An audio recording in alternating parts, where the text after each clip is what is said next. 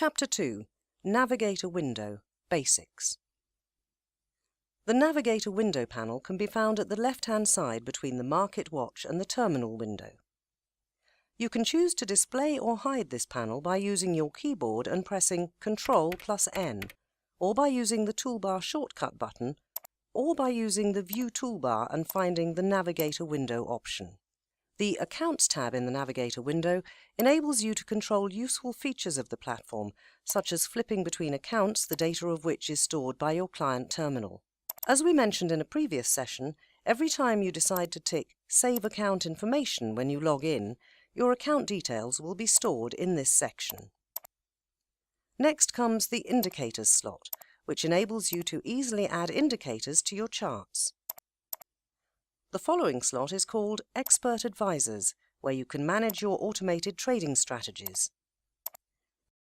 Last but not least, you can see the Scripts tab, where you can use your scripts.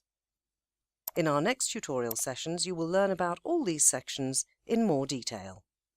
Thank you for watching.